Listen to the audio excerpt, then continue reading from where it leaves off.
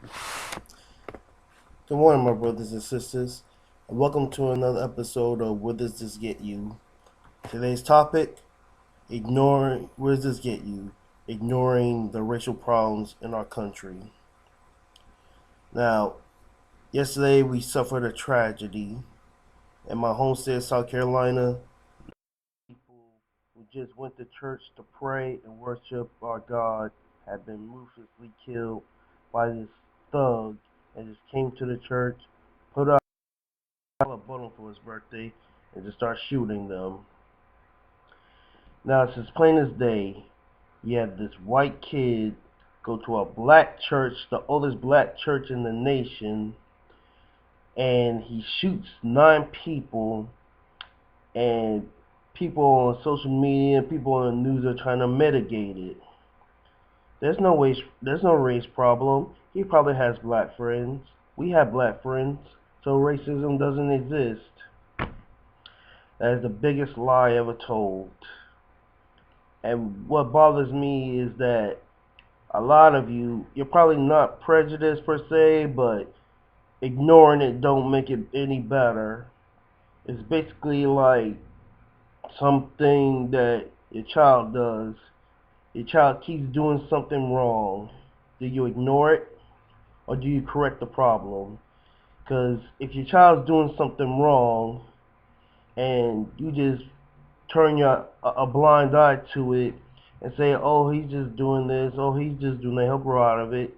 That child's never gonna grow out of it. That child's gonna grow up to be a drug dealer or a murderer, and it'll be all because you ignore it. If we keep ignoring the race problems in this country, it's never gonna get better. It's just gonna be a sore that festers, and if there's no treatment, it's just gonna get worse and worse and worse. Now, I understand some of our Caucasian friends. You're probably afraid to admit that this is about race, is because if you admit it, then you think that all black people are gonna hate you or are gonna think all white people are prejudiced. I'm gonna tell you, we're not, because when something like this happens, some of you show us love, some of us show us compassion. We know not all white people are prejudiced, and admitting that some white people are is helping the problem. It's not making it worse, and we're not going to turn on you. At least I'm not. I can't speak for everybody else. But we're not going to hate all white people just because you admit that that this was a hate crime. If anything, you're helping the situation, because you can't just say that this kid didn't have this on his agenda. He said it himself. I want to kill black people. I want to start another civil war. And what's that going to prove? The civil war's over. The North won. The South lost. Case closed. But sadly, this kid obviously got some problems. More like he's going to end up in a mental institution. And if he's in a mental institution, he still needs to be held accountable for the crime that he committed. Now, we all say that this country was built on freedom and built on other principles, but we're not living up to those principles, because my people are being slaughtered and hunted down like animals, and there's been no accountability. There's been some arrests, but I want to see some convictions. I want there to be an example that if you do this to black people, this happens to you. Let's see some deterrence that will hopefully deter people from committing these crimes. If you just let them get away with it, it's never going to stop. And this has to stop, because you got future generations that are afraid to even walk down the street because they're afraid cops are going to kill them.